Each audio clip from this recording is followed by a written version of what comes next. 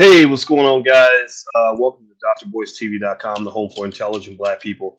I thought I would kind of do like a Uncle Boyce talk tonight about investing and just kind of share some thoughts that were on my mind today. I was in the car and I was listening to something on CNBC. CNBC had a special about the rise in gambling culture that took place during the pandemic. During the pandemic, there were a lot of depressed people and a lot of people looking for something to do, not just depressed but also just bored, and they really got into gambling. Gambling became legal in a lot of different states, and companies like DraftKings really took off. And there's been a lot of wagering kind of happening online, and I'm not here really to make a judgment call about it. I just want to kind of talk about it a little bit and just kind of give you a perspective, just kind of a way to kind of think about it, because a lot of people have made the tragic mistake of thinking that gambling is the same as investing. They think they're investing, and they say, "Look at me, I'm investing." And I say, "Actually, you're kind of speculating." So by the way, if you could let me know if you can hear me. Give me a yes if you can hear me. I'm using a different kind of microphone. I want to make sure I'm coming through okay. And so if you can hear me, just give me a yes or a loud and clear or something. Let me know so I know I'm not talking to myself. I was a little bit irritated because today I was on Instagram and I was talking and nobody could hear me, and I don't know why. I literally had no idea why. Okay, thank you, Adam and Jamar and Rohan. All right, so I'm just gonna. This is really just more of a casual kind of stream of consciousness. So I hope that's okay, guys. Um, I'm literally actually playing Call of Duty with my son, but I wanted to do the stream of consciousness to talk about this investing and gambling thing.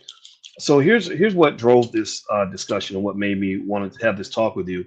So I was listening to this thing and they were talking about how so many people, during the pandemic, because there were so many mental health issues going on, and these were unaddressed. Nobody's really talking about the mental health crisis that took place during the pandemic. They only talk about, the 0.2% of the population that died, most of whom were senior citizens, but they don't talk about the impact it had on young people. A lot of our young people were really harmed by the pandemic psychologically. They lost their youth. We have a 17-year-old and the poor kid. I mean, I don't know about y'all, but I remember my senior year of high school was like, a pretty big deal. Like I was graduating, I was running track. I got my first girlfriend, had sex for the first time. I had a lot of experiences, around my senior year that, a lot of young people lost, and I felt really bad for them. And so as a result of this, because you had young people who were having to come home from college and stuff like that, you had a lot of depression. You had a lot of people that were experiencing severe mental health consequences from the pandemic. And get shouted out if you have a young person in your household where you notice that they just didn't understand what was going on. So long story short, here's the deal. So I was one thing that has happened, one thing that occurred during the pandemic, that maybe media isn't talking about enough or not talking about it in the right way, in my view, is that you had a real big surge in gambling activity. A lot of young people started gambling online, and the gambling was not so much traditional gambling. It was different because it could be done on the internet, kind of anonymously, and also it was done in a way that was a little more covert because instead of going down to the casino like in the old days, where you go down there and people know clearly that you down there doing something that you shouldn't do too much of. It was done through like apps like Robinhood gamified investing, which to some extent I think it was good because it did create more investors, which you guys know I've been talking for years about the importance of investing and how critical that is to your economic future. But when you gamify it, you kind of create the wrong incentives. It's like introducing somebody. Let me give you an example of how the wrong incentives can make something, make a decision of the right decision into the wrong one. I had a homeboy one time, right? Check this out. When I was 25 years old, true story. I hadn't seen him for a while, but he was like that crazy cousin. Everybody got that crazy friend that if you hang out with that person too much, you're gonna get locked up or killed. And so I didn't really hang out with this dude too much, but but we were cool because we grew up together. So he came to my house, and out of the blue, when we were like in our mid 20s, and he had converted. He'd become a Muslim, and and he was he was going to take on like two wives or something because he went to the Middle East, became a Muslim, and he was like, and so check this out. So he was trying to convert me to Islam, and I wasn't really interested. I was just trying to like graduate. Like I was like, dude, I'm not trying to, get into whatever your latest little thing is. I'm trying to just stay in school and graduate, because I want to have a good future. And so, so check this out. So here's how he recruited me to Islam. I swear to God, this is what he was saying. He was saying, if you can have two wives and they have to have sex with you, like they can't tell you no. And and I remember even at 25, like even as a horny 25-year-old, I remember thinking like, is that all you can tell me? Is that all you can talk about? Is the fact that that my wife has to have sex with me and that she can't tell me no? Like there's nothing else about Islam that comes to mind for you other than the fact that you get unlimited amounts of vagina. Like, really, dude? And so in a way, that's what makes me think about, this whole investing versus gambling thing is, yeah, there is kind of the high of making money, and sometimes you can make that money real fast, but that's not really what it's always about. And that's not how investing usually works, right?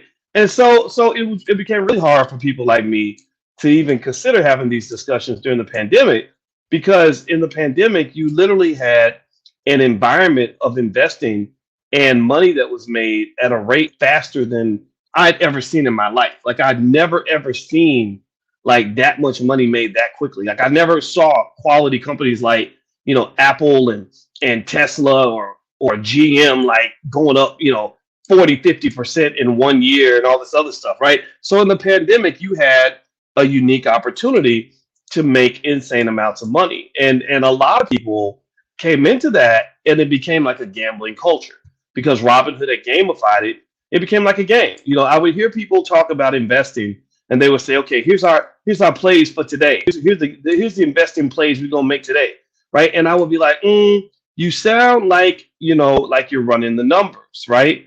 And I'm not knocking it, right? I get that. I understand lotteries are fun, gambling is fun, bingo's fun, games are fun, but your family's economic future, to me, it ain't really a game like that. You know what I mean? It's not a game when you're talking about trying to build generational wealth and break generational curses and have assets for your children.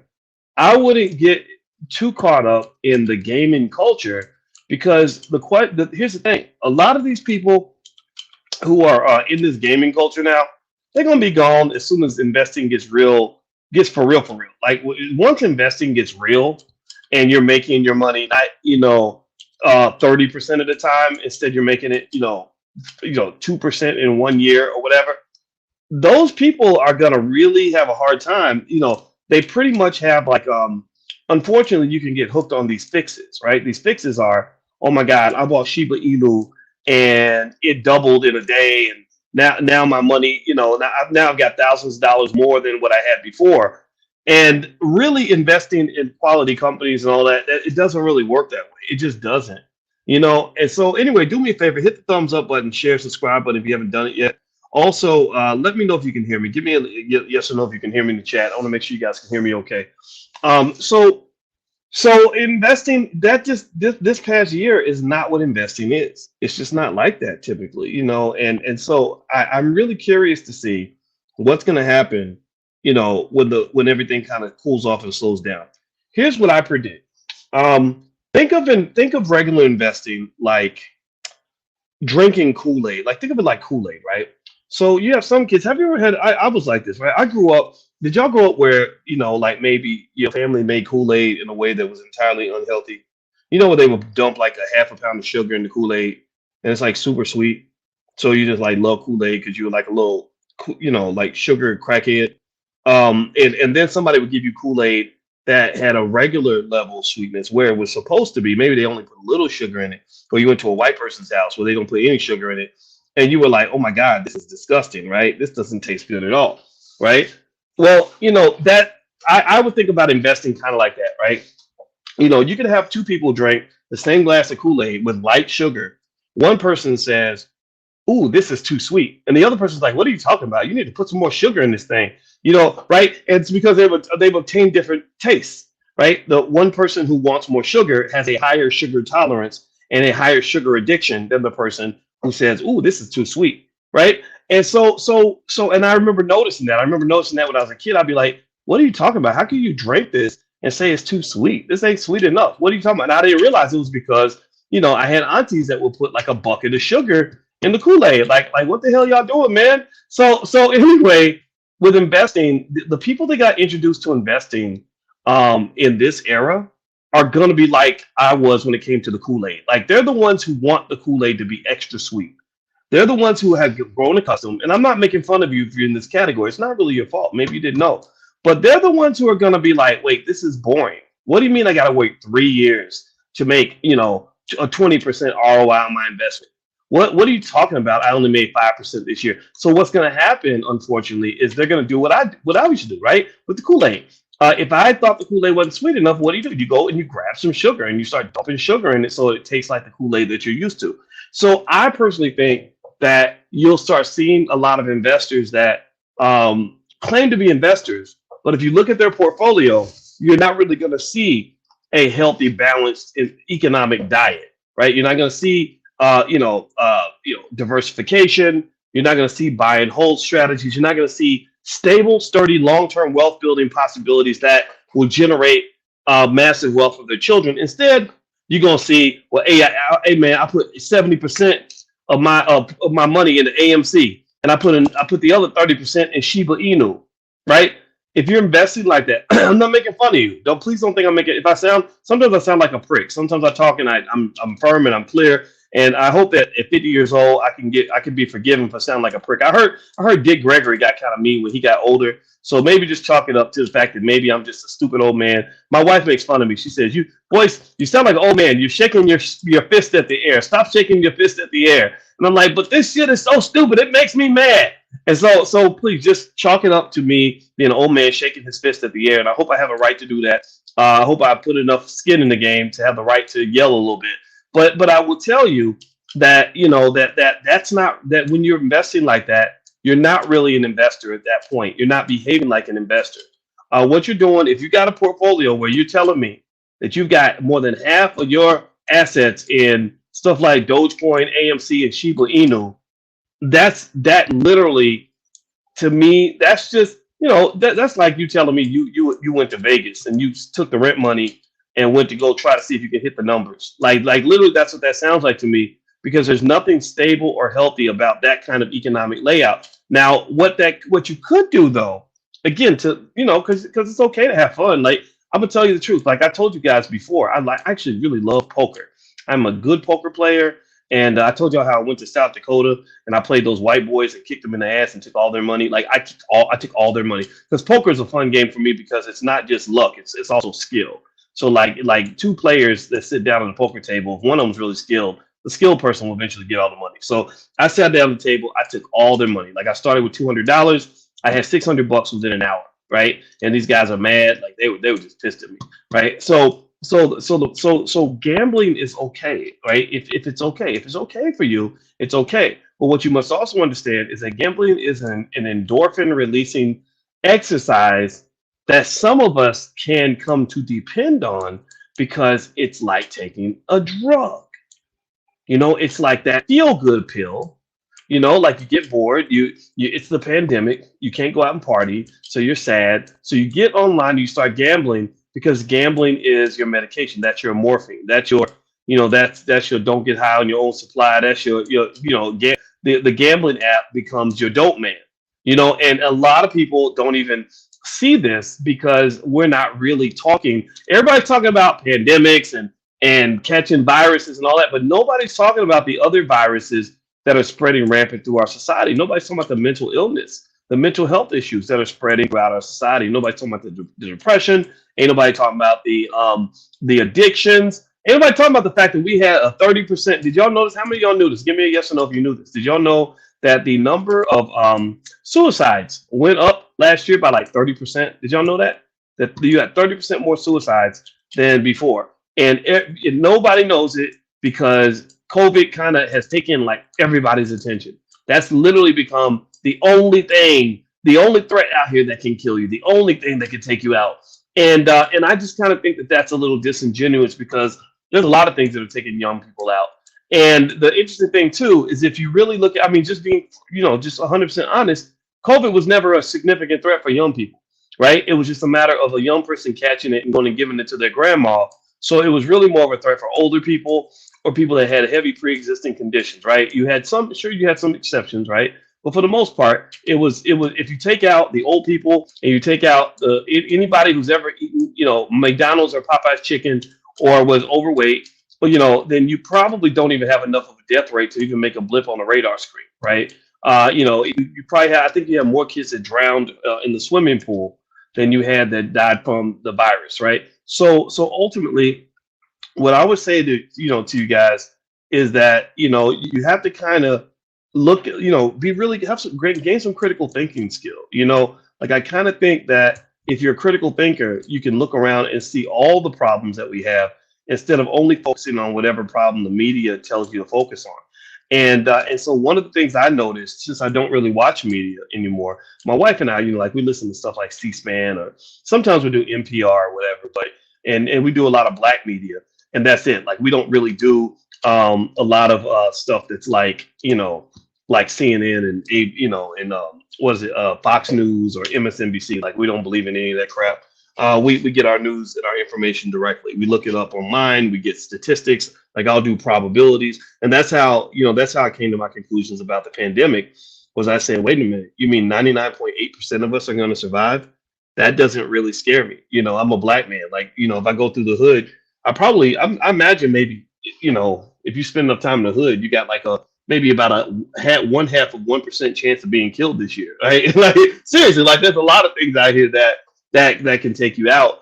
And I just kind of felt like we were overreacting a little bit because we didn't understand how to solve one problem within the context of a larger picture. We became one-track minded. And one of the outpourings of this, one of the consequences of the pandemic is that you had a lot of addictions, and gambling is one of them. In fact, give me a yes or no. Give me a yes or no if you or someone is like on their Robinhood app all the time, like constantly watching it all day long, constantly looking for that money, constantly like trying to see if their little Shiba Inu or their AMC or their Dogecoin went up today or their GameStop went up today, or super excited, like super frenzied, like a high, like a crackhead the next day because they made money. Like money, people don't know this. Money has a huge impact on your mind. Money is a drug.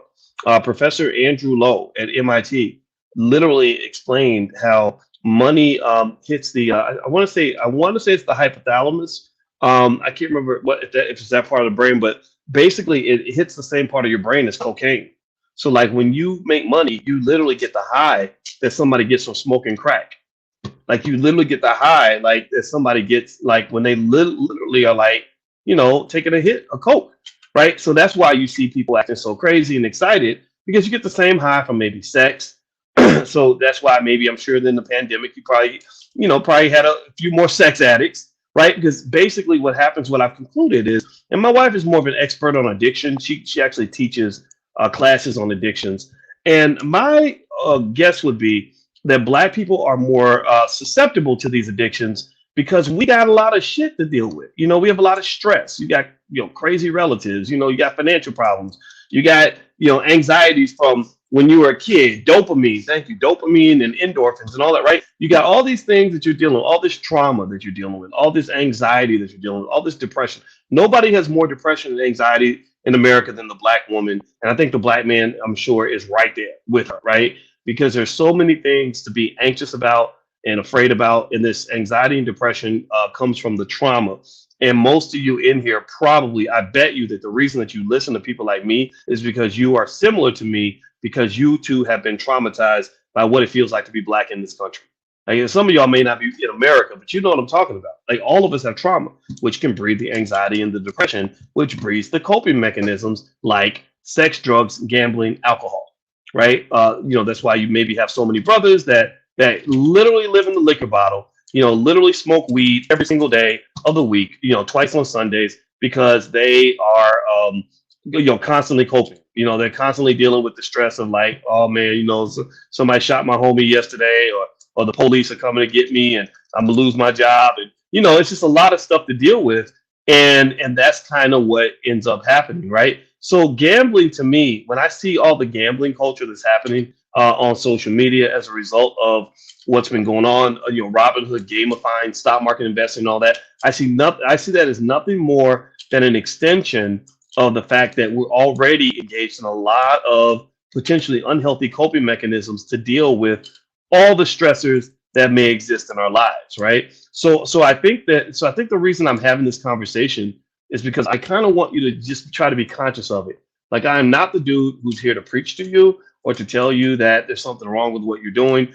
I'm really just the guy who's kind of saying, pay attention, stay woke, look around, be observant, notice these things. Don't just go along with the with what everybody else is doing. Don't think that it's okay because everybody else thinks it's okay. Like, no, it ain't okay just because everybody else thinks it's okay. There's a lot of when I became conscious of how consistent investing and even things like day trading could be linked to gambling. Is I remember, and this was a long time ago, because you guys know I'm not 25, I'm 50. I'm not a kid. When I was in college, I had a white guy that sat next to me in class, and he was in my finance class, and he was very smart because he had actually been a trader on Wall Street. He'd actually made a lot of money as a trader. And I said, "What did you do?" And he said, "I was a day trader." Now, back then, being a day trader meant you had to get specialized computer systems in your house. It wasn't like the internet where you could just do everything on an app and all that stuff, right? Because you didn't have no apps. And he said that I said, "Why did you stop day trading?" He said, "Well, because he was in the 1987 crash. This is how long ago it goes, because he was older than me." And he said that he said, "I made $500,000 by lunchtime, and by the end of the day, it was all gone." And he said that what he realized in that experience was that he had a gambling addiction. So he had to go to Gamblers Anonymous to deal with the fact that day trading was his gambling fix. And he thought that it was just investing. He's like, "I didn't think I was a gambler because I was investing." He said, "No, investing is gambling if you approach it in a certain way."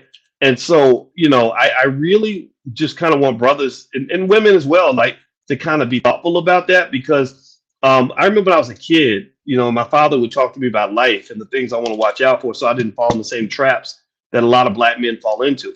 And what I concluded from listening to my dad, God bless him, he wasn't my biological father, but this man stepped up like a stormtrooper and took good care of me. And I love him for that forever. I mean, that's a real man to me, just a great black man. And he would teach me real life lessons about the things that other black men were going down on. Like, he had a lot of friends hooked on heroin. He had a lot of friends that were alcoholics. He had a lot of friends that had other kinds of addictions. And one thing he said that was really interesting to me was, he said, the worst addiction you can have is gambling. And I was like, worst? And he said, yeah. He said, it's worse.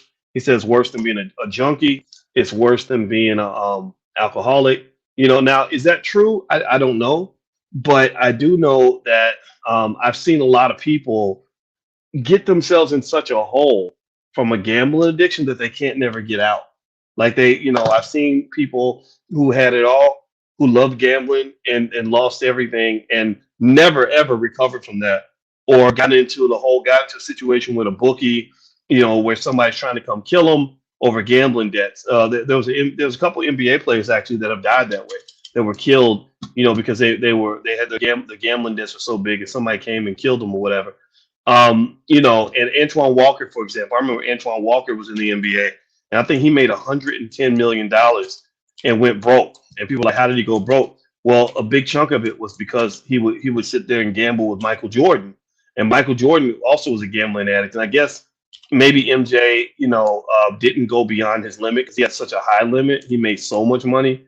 But I'd be really curious to know how that played out for Jordan, right? Because you remember Jordan's father died under very suspicious circumstances, and they started, the media kind of speculated on the gambling debts and whether or not that was somehow linked to what happened to his dad. Now, I'm not going to go that far now, at all. But I do know, I still don't believe that if that was the whole story, that his father just went to sleep on the highway and somebody came and killed him.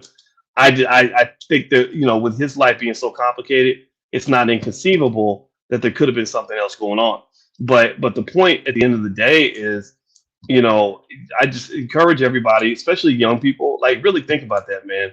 Like because you get caught up in some gambling stuff, man, that can ruin you financially forever, and you're stuck for life, and then you have to spend 20, 30 years trying to get out of a hole, and you don't want that feeling, man. It's very depressing. Another area, if you just want like other things I've seen people do financially that have like ruined their lives, stuff like becoming a baby mom or a baby daddy. Ooh, that'll kill you financially. We talk about that enough, but like the brokest people I know are single mothers. I swear, single mothers with kids with broke ass men who don't even pay their child support, and men who have lots of kids with multiple women. Like, so again, that's another area where maybe your addiction to sex causes you to just want to go fuck these like nasty ass random ass people, and you're not valuing your future or valuing your body, by literally saying, I think even for the men, like I encourage you men to like think outside the box on this, right? Like if you really cherish who you are and what you're trying to accomplish in life, a woman should have to earn the right to be in the bed with you. Like I mean, I you remember thinking that way, and I know people thought it was weird. They were like, oh, she looks good, you should lay down with her. I'm like, why would I want to lay down with this lady who could, first of all, give me a disease that I can't give back? She might come in with some crazy baby mama drama that messes up the rest of my life. She might, be a person who accuses me of rape. She could be a person that just undermines and disrupts everything I'm trying to accomplish. And I really felt that, just one measure of valuing yourself makes me think about like, when you think about important people, like a lot of Black folks, I don't think we see ourselves as important. We don't see our lives as important. We have, kind of like a self-esteem issue going on there. And I would look at people that were seen as important in America. Like I would think about like the president of the United States, whether you're talking about Barack Obama or even Donald Trump. And think about the president, right? They spend a lot of money, billions every year, just protecting the president, just making sure the president, isn't in danger. They would keep, dangerous people away from the president. If there's an attack, they're gonna go get the president and take him to a special bunker and make sure he's protected. He gets 24-hour protection, even after he's not president anymore. And I remember thinking, my future really matters to me. Like what I want to be in this world is really important to me. So I'm going to protect my future and protect my life as if I was the president of the United States. I am as important as Barack Obama or anybody else out here. And that was a decision I remember making on my own. Nobody gave a shit who I was or what I was doing, to be honest with you. Like nobody give a damn about Boyce Watkins, right? But I did, right? And that rule, just kind of thinking that way, what that did was it changed everything, right? For me to be transactional with you on any level, you got to meet a certain standard. Like I'm not going to hang out with you just because I need a friend. I ain't never been that lonely where I'm going to hang out with some people just because they're willing to hang out with me. No, you got to earn the right to hang out with me. If you wanted to lay down in the bed with me, this is back before I had my wife. If you wanted to lay down in the bed with me, I don't care how pretty you are and how big your booty is. Like you got to earn the right to sleep with the president. If you haven't earned the right to sleep with me, then no, I'm not going to do that. I'm not going to bring some ragamuffin type woman into my space who might disrupt and ruin everything I have going on. I'm not doing that. I'm protecting all of this, right? And I noticed, like, I don't think a lot of us think that way, right? We let a lot of toxins into our lives, and then you think about it, it's a lot like COVID actually. COVID is like COVID doesn't kill most people, right? It doesn't. 99.8% of all people who catch COVID are going to be just fine. COVID doesn't really kill you, from what I've gathered. COVID just kind of takes advantage of pre-existing vulnerabilities, right? Like COVID isn't like the criminal who's going to bust the gate down at your house. He's the criminal that's going to walk in if you leave the door unlocked. So if you leave the door unlocked, then he's like, well, shit, I mean, it ain't like it's hard to rob you because I caught you slipping. I caught you leaving the door open. So that's why I'm coming in and I'm going to take everything, and the thing about that is that it's like, like for a lot of us, we miss opportunities, or we don't succeed, or we fail miserably because we simply make ourselves vulnerable. We leave the door unlocked. You let people into your life, and you leave the door unlocked, and a predator is in your space because you didn't vet the people that came into your life. You leave the door unlocked, and you're not, you're not protecting yourself, whether you're talking about education or saving your money or investing or making good decisions in life or whatever. And then when something bad happens, like a pandemic or something, you're totally unready for it. You're not prepared at all. Like talk, it's very, one way to get Black people excited is to react to something. Like I watch Black people a lot. I pay attention to them, right? Because that's all I pretty much talk to.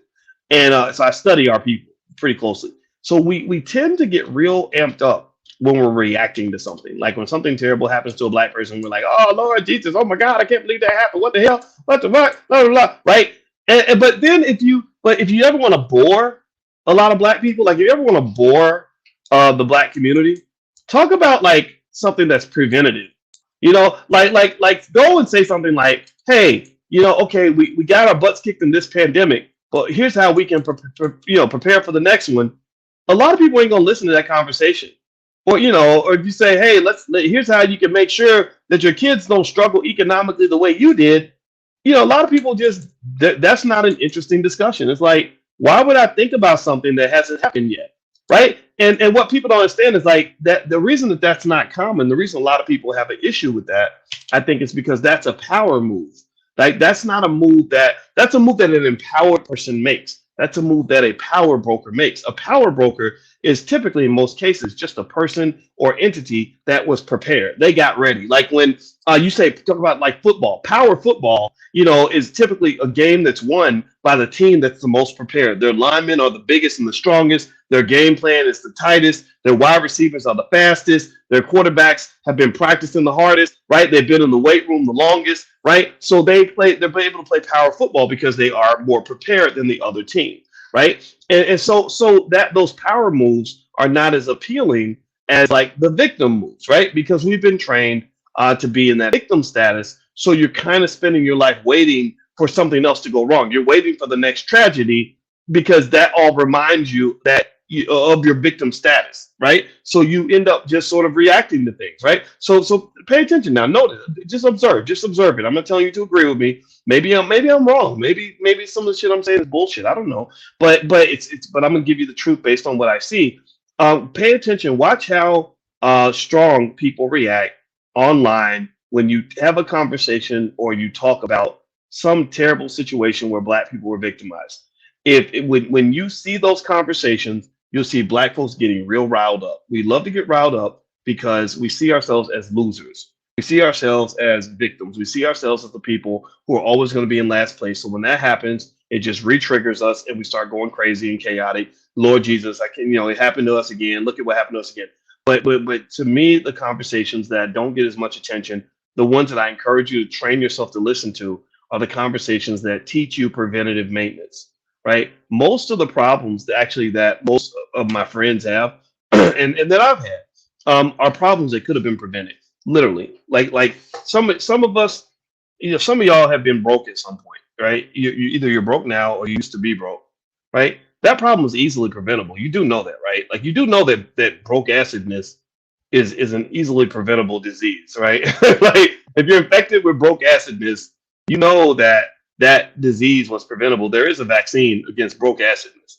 And all that is investing. Like if somebody invested for you, let's say somebody just put a little bit of money aside for you in the stock market back in the 70s or the 80s, and the stock market was around then. George Jefferson used to talk about talking to his stockbroker on the Jeffersons, right? But the thing was, we would watch George Jefferson talk about his stockbroker, but we didn't actually see ourselves as people who would actually be doing what we saw George and Wheezy doing, right? So basically, if somebody had just started investing small amounts of money for you back, before you were born or when you were a little kid, you would be very wealthy right now. Like you would have every financial problem you have literally could have been solved in the past. The reason that your financial problems are hard to solve is because you waited too late.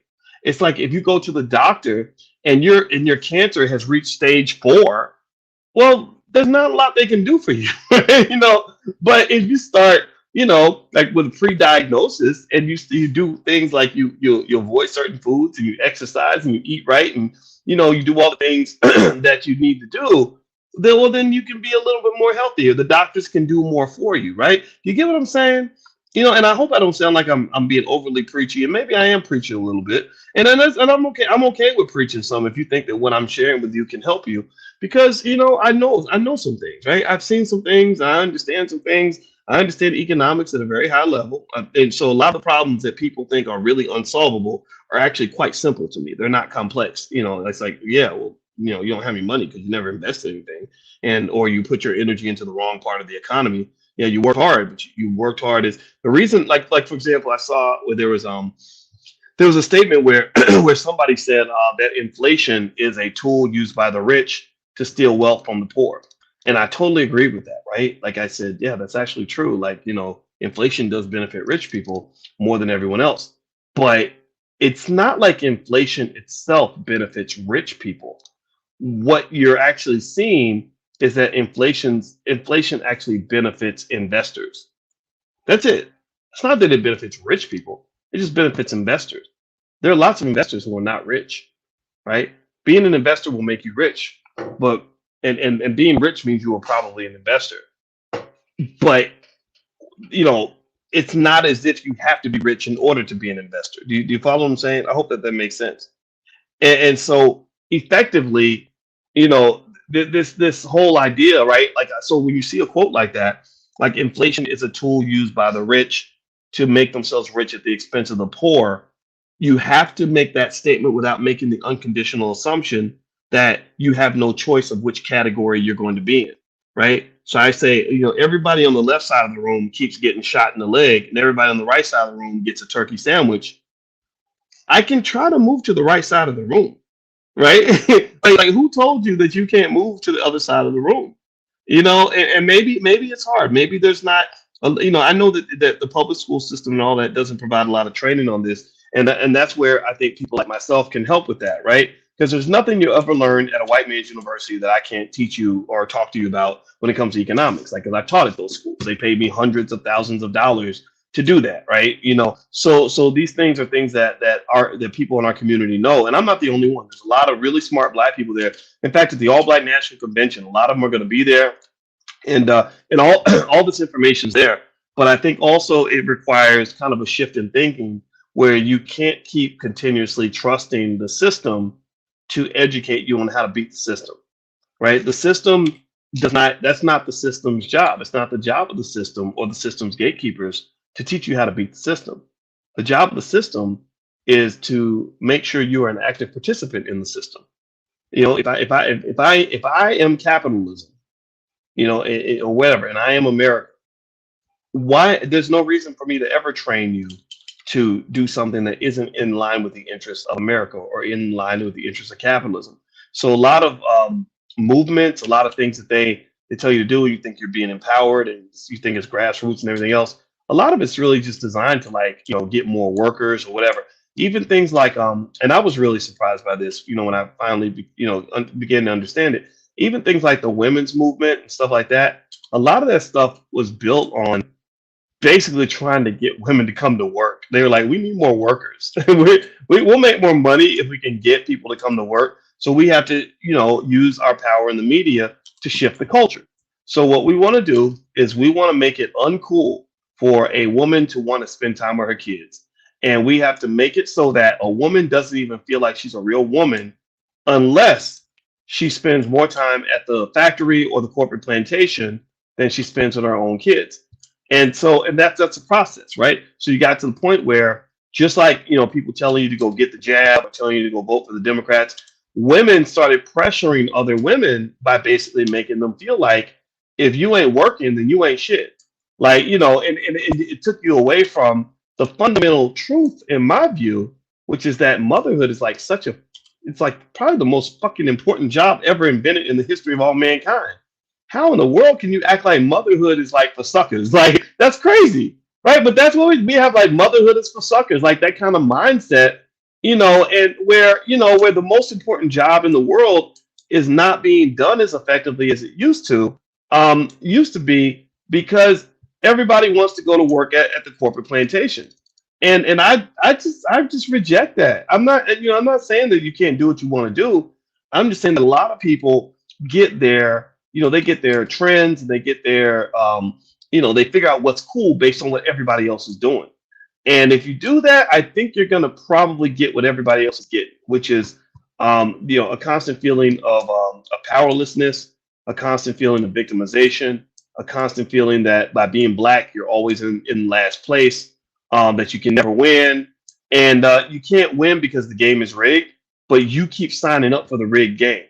And I would say, if I was to define, like I don't know. I mean, I hear people I got enough haters on the internet to, I guess, say that I must be a successful person, because I get people that look up my net worth on online, and talk crazy or whatever. So I will say this, that if I had to define something that made a difference in my life that allowed me to be successful, it was that I just basically said, if I feel like the game is rigged, I'm not playing the game. Like, I don't even, and I may not even know how the game is rigged, or why, or what you're doing, or whatever. I'm not going to spend time even trying to figure that out. I'm just not going to play, right? Because if I don't participate, if I don't play the game at all, then whatever little scheme you have, whatever trick you're using to pull a rope a dope on me, you won't even have the opportunity to do it, because I won't even be in the room. So we don't even have to even get to the point where I'm trying to figure out how you're gonna outsmart me, because I'm not even gonna be in your system, right? So like, so I will tell you this, this is especially for like young people that are younger than me, that maybe you got kids or whatever. If I were a new parent right now and I had kids right now, I'm not gonna have any more kids. I wish I could. I love children, and that's a regret. That was a trade-off I made, actually. When I married a woman, where we were kind of done with kids, but honestly, I kind of wished I could have had more kids. But then again, I've gotten a chance to help you raise your kids, so that fulfills me in a lot of different ways. But but if I had kids, here's one thing I would do. I would totally homeschool them, and I would totally not, on any level, send them to a public school at all, because public schools are not educational facilities. They are indoctrination factories. They're just places that indoctrinate you into a certain line of thinking, and it may not be beneficial to Black people. The second thing I would do is I would actually run my economics through the family. I would look at my family like it's a corporation, which means that I would have, delegation and separation of responsibilities, and high level training, so that everybody in the household has a chore, task. I would come together with other families to form economic systems. Like, you can actually form an economy in a small group of people, right? So I would probably, like, get with my neighbors and my friends that I trust, and I would say, okay, let's figure out how we're going to make some money. Let's find out where the needs are. Let's figure out, let's take our economic training and put it to work. And none of us is going to go work for white people, because we've been abused by others. And we don't hate white people, but working for white people has never worked for Black people. Working for white people, integration was not a win for Black people. Integration was a win for white people, because they got a lot of free workers. They got us to kind of give away everything that was valuable in order to be a part of whatever they had going on. And we lost because of that. Like, our wealth just got zapped and drained. Our sense of free will, economically speaking, was totally annihilated. We were put in a position where we're incredibly vulnerable. And on top of that, they've taken over our children's minds. Like, they pretty much decide what your kids are going to think is important. And so they turned a lot of our own people against us, right? They take a lot of our young people. And a lot of times when I'm doing the things that, like, look at it right now, like, look at like with Dave Chappelle kind of speaking his truth. A lot of his enemies right now are Black people. Black people who probably went to Stanford or something, and they feel like they're smarter because they went to a big white university that taught them a bunch of terms like toxic masculinity and transphobia and whatever, that make them feel smart, and they really feel like they have some sort of implicit authority, and it's largely driven by the fact that they have this artificially contrived questionable validation coming from the very same people who've oppressed us for hundreds of years. I say, that it's okay to kind of just reject all of that, right? Like, I think it's okay to kind of be radical and say, yeah, I don't believe in any of that bullshit because the shit that it don't work, right? It doesn't empower black folks on any level. And I think just kind of knowing that and taking that approach is kind of a way for us to sort of be able to build something better, build something, that works, that really works in our interest. And that's where things like, like a B1 philosophy are so important because all B1 kind of really says is just, do things that are in your own interest, period. Like don't just do things because somebody told you or because it's popular or because that'll get you a job or whatever. Like do things where you say, look, I'm taking care of mine. You take care of yours. I don't hate you. I'm not mad at you. I'm not, I expect reparations, but I'm not really expecting it. Like I expect it, but I know you're probably not going to pay it. So I'm not going to hate you, but I'm not going to give you anything, right? I'm not going to, whatever you've gotten it. You're not going to get anything else from me. And because I'm going to spend my time working on myself, right? I'm no longer going to be like the slave who spent more time breastfeeding the white woman's kids than I spend with my own. My children are now the top priority. And it was my fault, in fact, in the beginning that I ever let your children be my top priority because your children shouldn't have been my top priority. My children should have been my top priority. Your people should never have been my top priority. My people should have been my top priority, right? I should have been my top priority. And I think that just sort of starting there allows us to kind of figure out what needs to be done and how to actually solve those problems. And then also I think when you talk about what goes on inside the mind of a black person, um, I see a lot of ideas in the black community that did not originate in the black community. So I think one aspect of consciousness and wokeness and everything else is to really be fully aware and conscious. So like, okay, everybody's saying that this is what black people are supposed to be doing. Where did that come from? Who made that rule? Like who came up with that? And I think that that kind of allows us to kind of vet and make sure that any ideas that we embrace or take on as a community are ideas that are beneficial to the community. Because I mean, I'm telling you, man, the people that own the media and the way the media kind of the media actually it's not just media, it's like the media, the public school system, universities. Those are three areas I'm thinking about that where the indoctrination takes place. It's pretty fascinating how they deliberately will just sit around and they'll say, okay, we need to get more black people on board with this idea. And then they'll say, okay, here's the strategy to do that, right? And I think that they're able to do that because a lot of black folks don't really know who they are. I think they're able to do that because a lot of black folks are seeking acceptance and validation. If you listen to black people talk about, what another successful, so-called successful black person did, they'll usually talk about something like a good job that he got, right? He got a good job at such and such, right? Or, how much money he makes from that good job. Or look at the neighborhood he's living in, or, he was on TV, right? And so what that to me says is that it becomes white supremacy because I ask myself, I say, well, who put him on TV? Oh, white people did. Who gave him that job? Oh, white people did. Who gave him that high salary? Oh, white people did, right? Who gave him that award? Oh, white people did. So what you're basically doing is you're giving other people the keys to your success and validation. That's what you're doing. You're letting other people have the right to tell you what a successful black person looks like. And so that's why in many cases, your so-called most successful black people become the greatest enemies of the black community that there ever were, because these people are plants. These people are Trojan horses. They literally are it's it's literally like a virus that's being injected into your spiritual and political and socioeconomic body, and the viruses are killing you, you know. And so my belief is that to fight the virus, I'm okay with various forms of social distancing, and again starting with the economic systems and the educational systems, because remember, systematic racism means that you're being racially discriminated against by a system.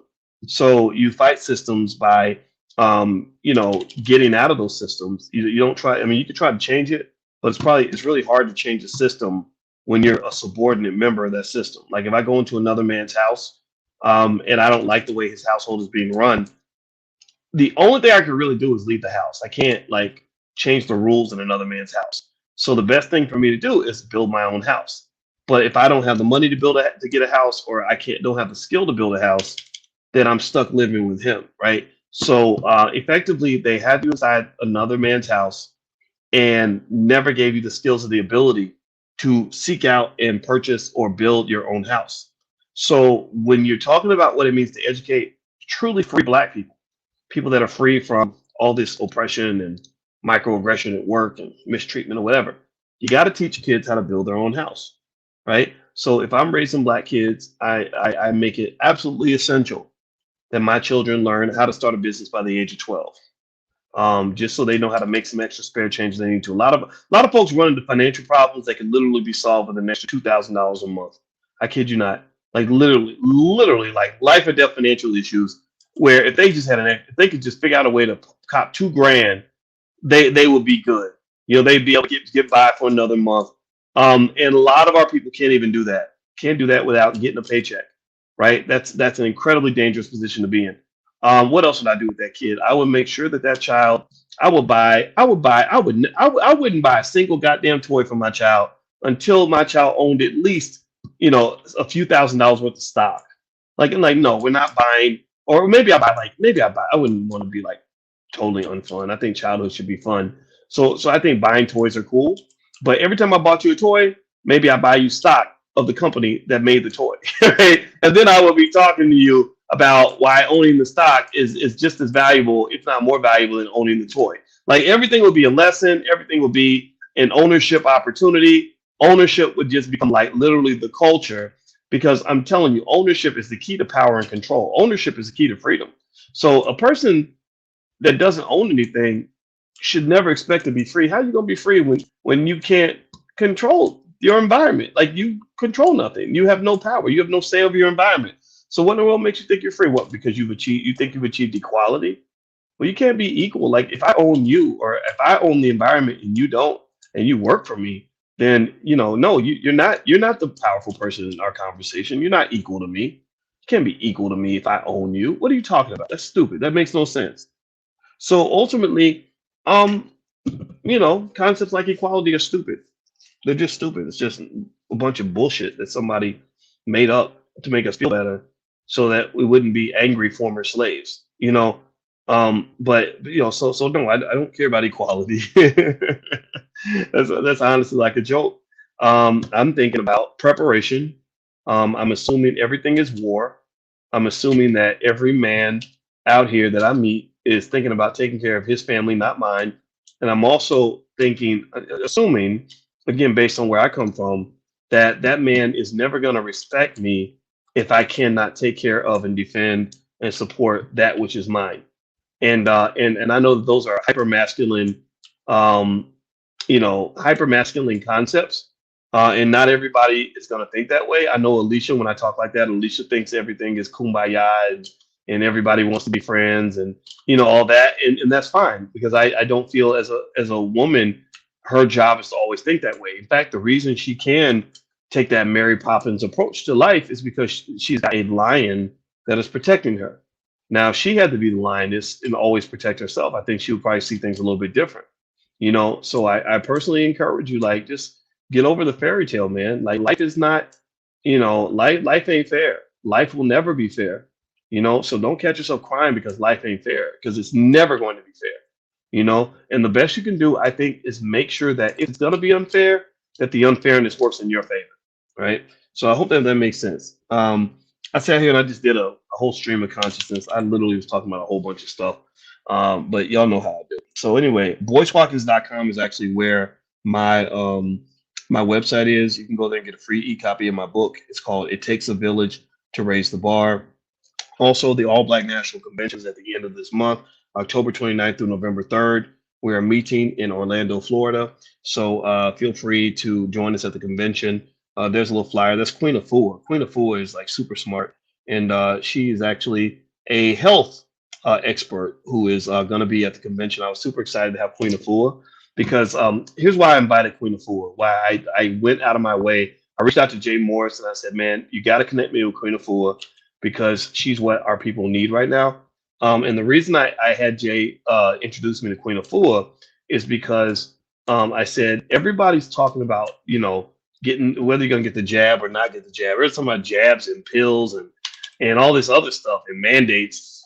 And I said, ain't nobody talking about health. Like, does anybody else notice that? Like, there's literally no conversation about how you can just generally be healthier and be prepared, for the next virus that comes on. Because now that they know that pandemics are so profitable, the next pandemic is coming. Just know I think they just realized, hey, wait a minute, we need to come up with something a little bit stronger next time so we can get everybody on board. So the next pandemic is coming, and because there's too much money being made from like pills and jabs and everything else, right?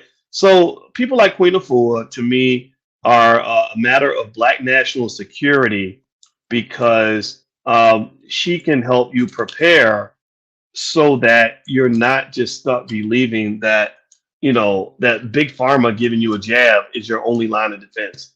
Like, if your only line of defense, like if the only thing you think that can protect you from the horrors in the night is big pharma, I kind of feel sorry for you, because big pharma, I did a video about it breaking down how much money they make and how they operate and what they do.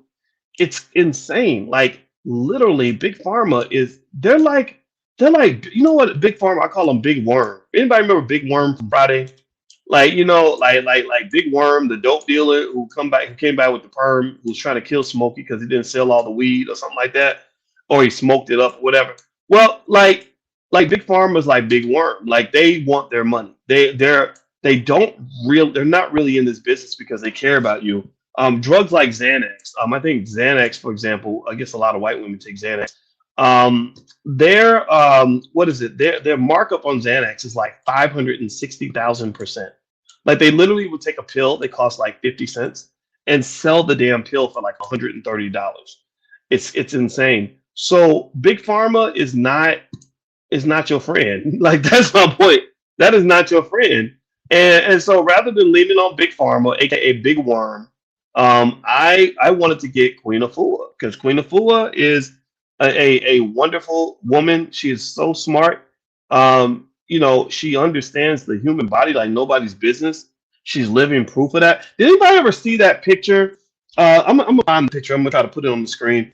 Did anybody ever see that picture where they show the images of all the health ministers like around the world, like all these white health ministers that were like morbidly obese and ugly and pale? And anybody remember that? Give me a yes or no if you can still hear me. I'm actually pulling up the image now. It was really a scary image, right?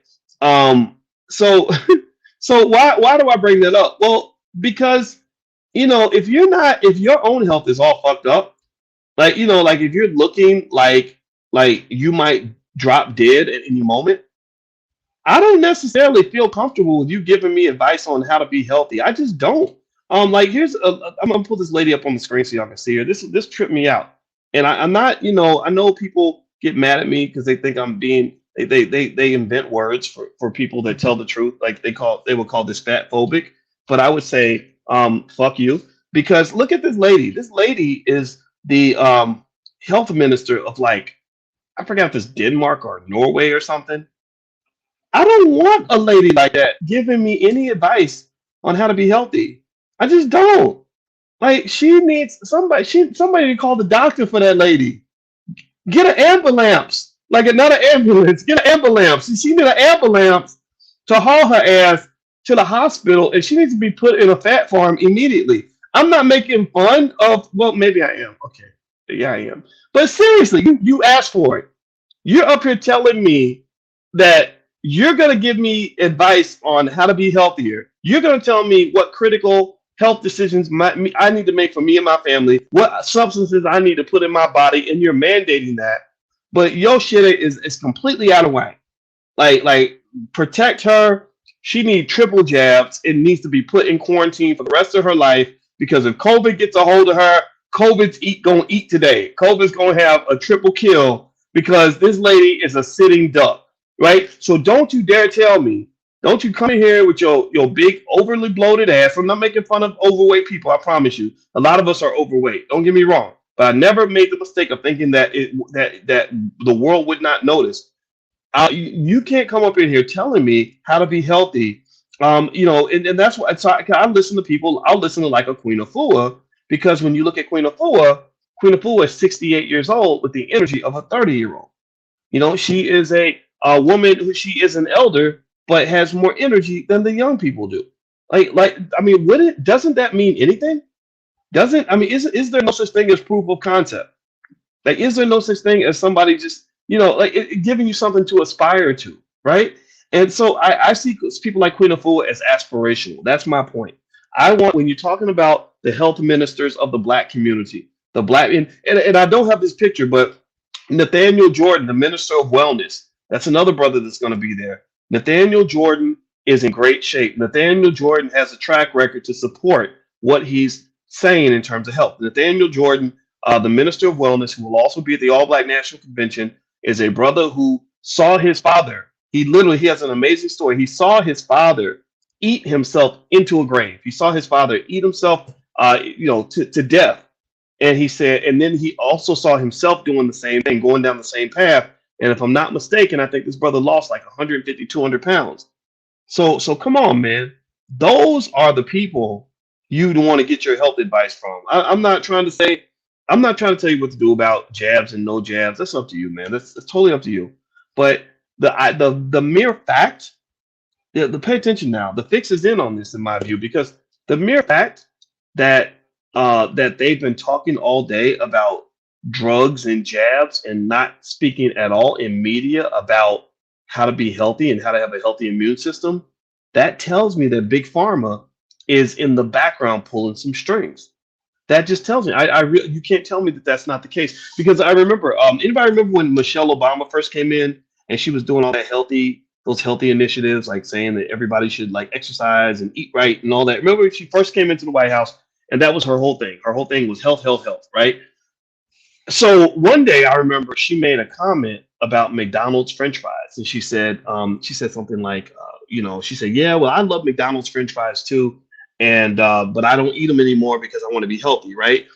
Well, that was when the food industry stepped in and said, oh, okay, well, we want to help the first lady with her initiative. Help, right? Help with air quotes.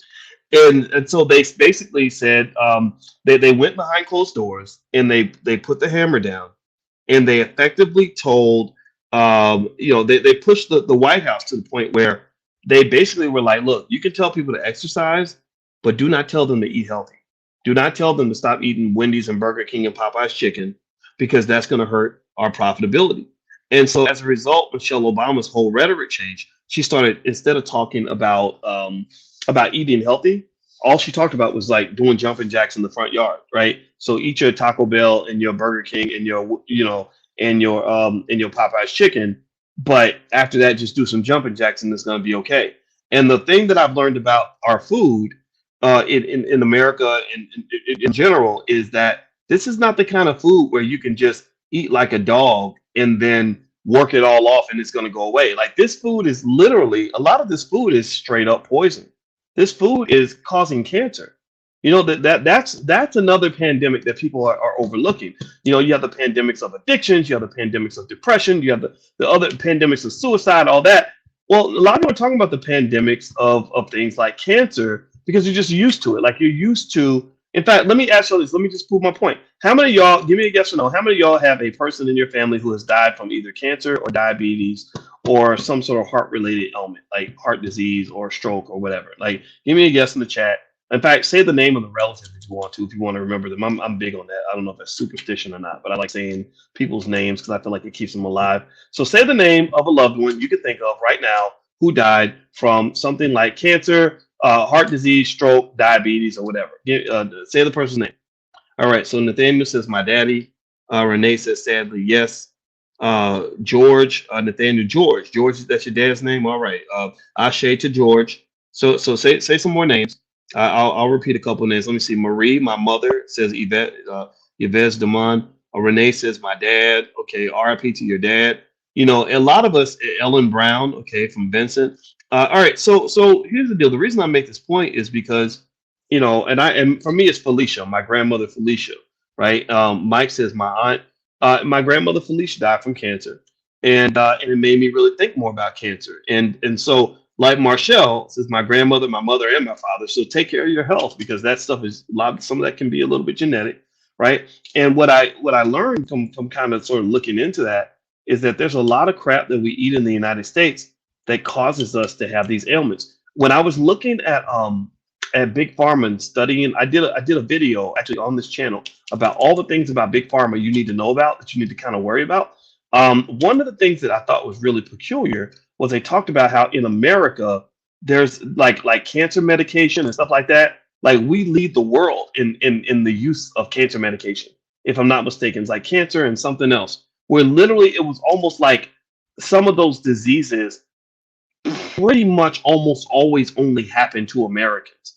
And the reason you don't know that is because maybe you've never been anywhere else, right? You've never been to places where they don't have the same issues that we have, or you've never been to a place where there aren't very many fat people. A lot of people come to America from other countries and they say, God damn, Americans are so fat. Why are they all so fat? Well, it's because your food is poison. They will literally put rat poison in your food if it tastes good, and they can get away with it because the FDA is not going to help. They're not going to protect the consumer.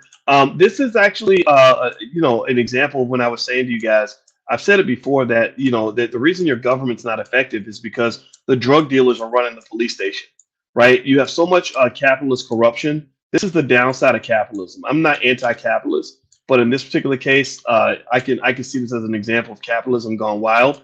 And effectively, what you have is you have a situation where because the money's so good, a lot of our government officials are not going to do what's right for the American people. They're doing what's right for the corporation because the corporation has so much economic power.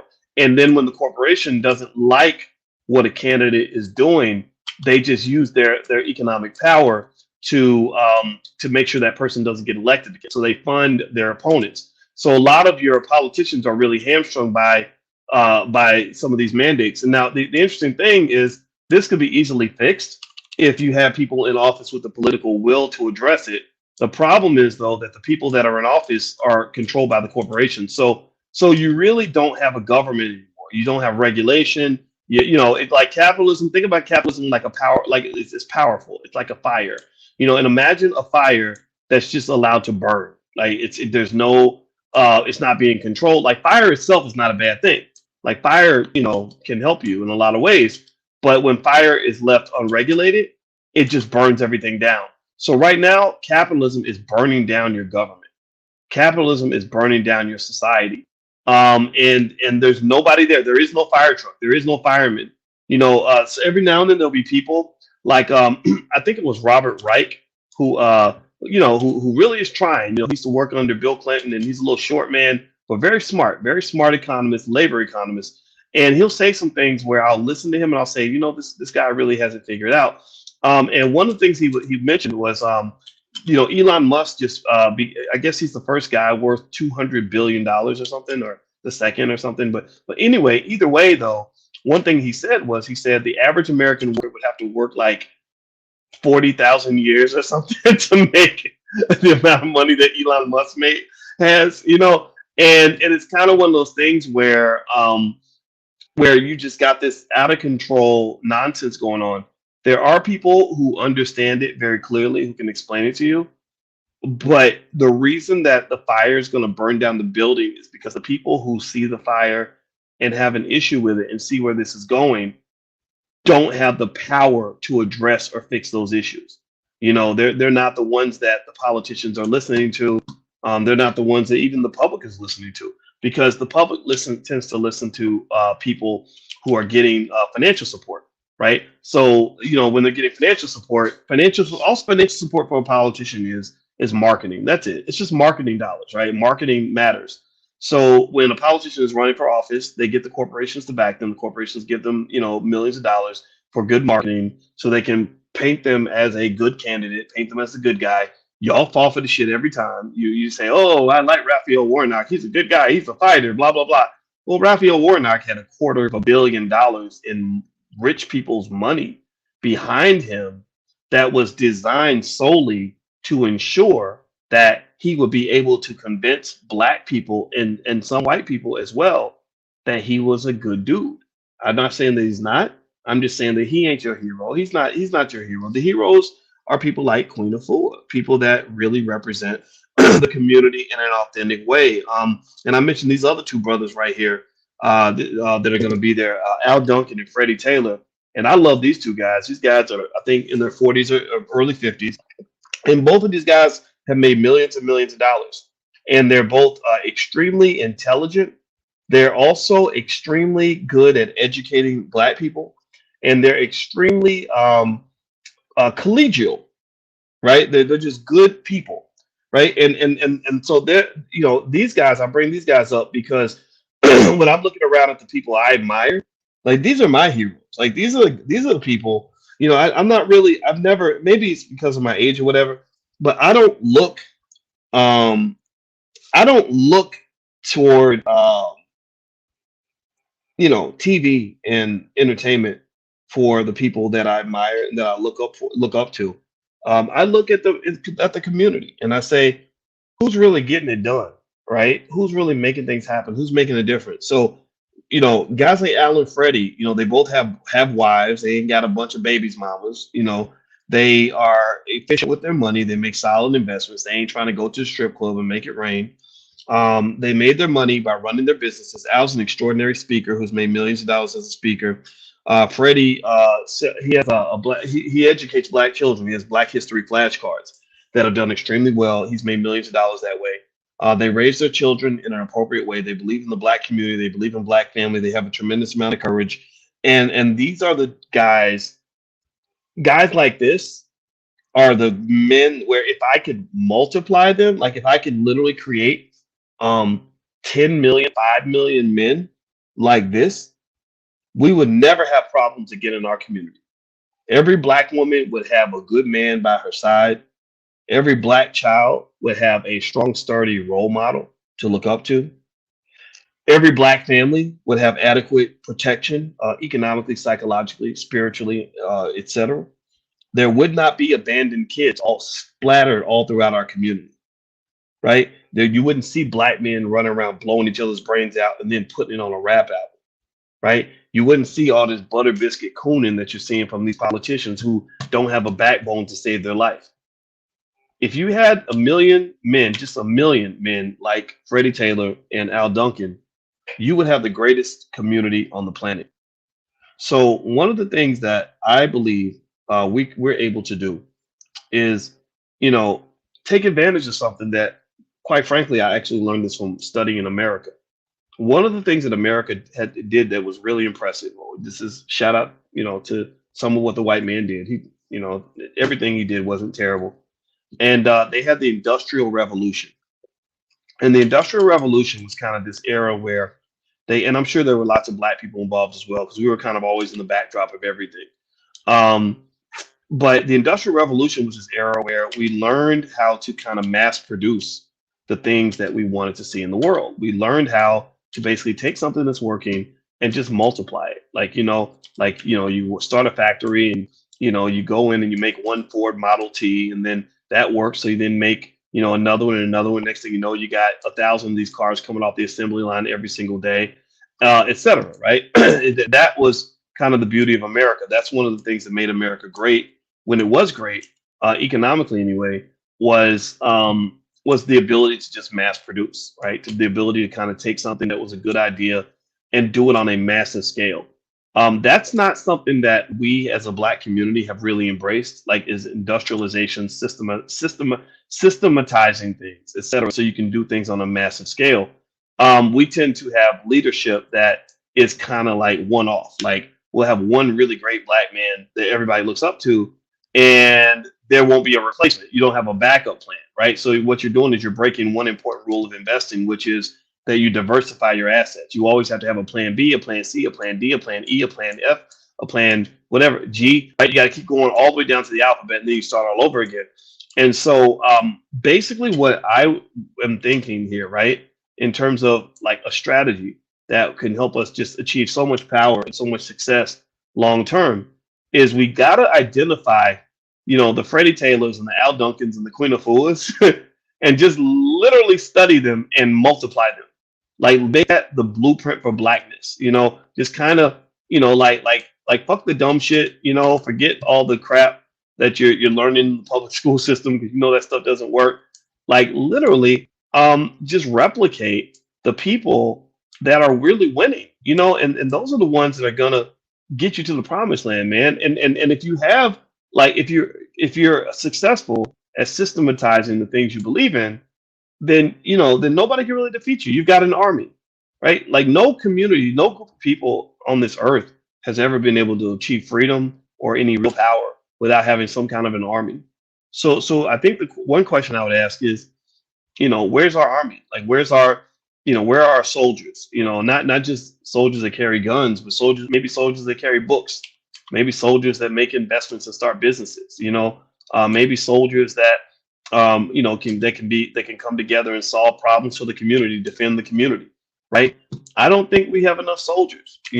So my argument is that we should be very strategic and very consistent in terms of systematizing everything that's good in our community, everything that's winning, every person that's figured out how to make money, every person that's come up with a good educational model.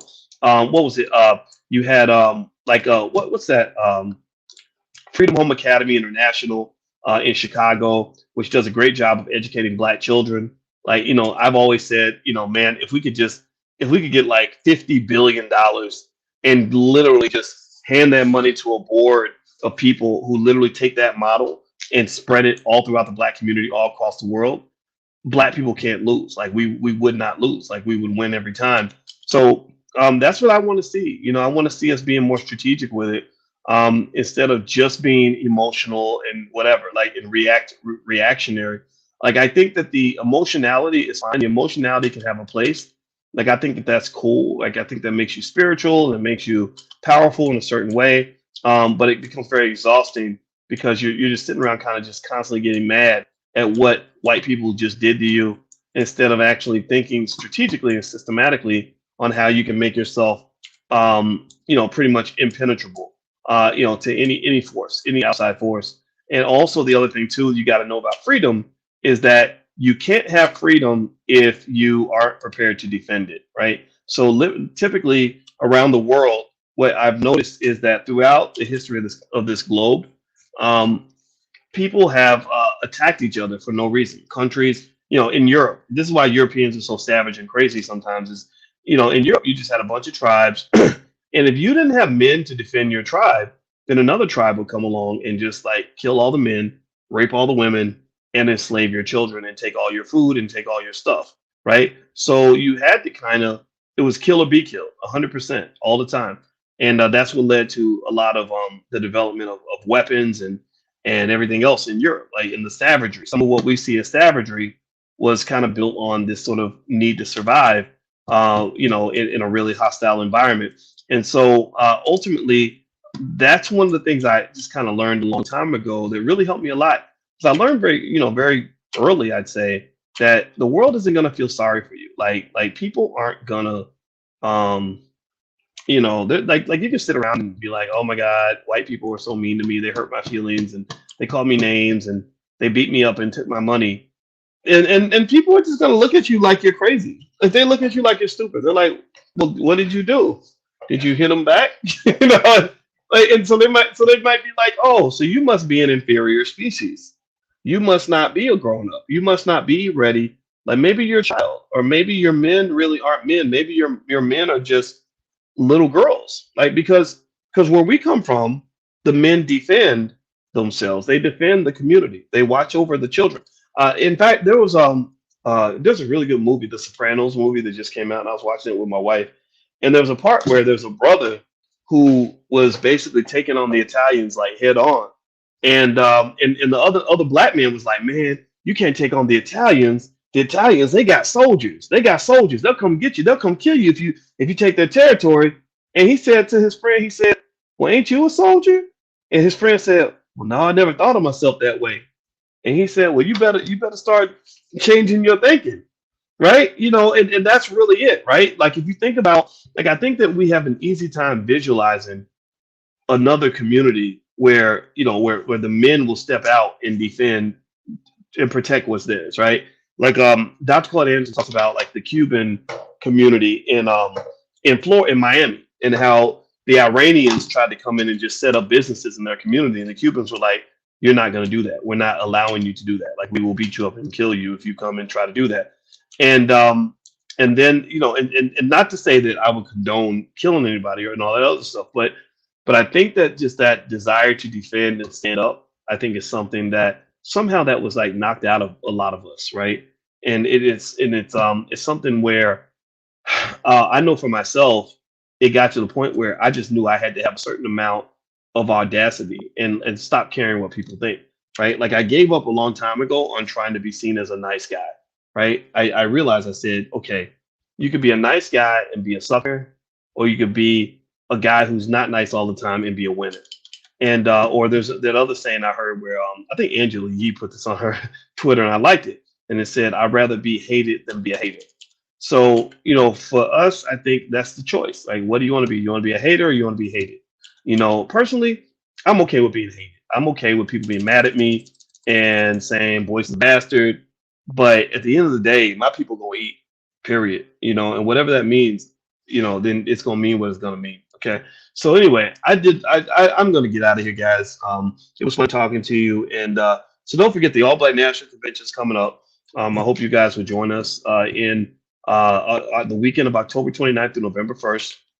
We are meeting in Orlando, Florida, and we are solution oriented. And we've gathered over 40 Black experts, but it's also not just it's not just all work. It's going to be a lot of fun. We are having a B1 ball. We're having an award show.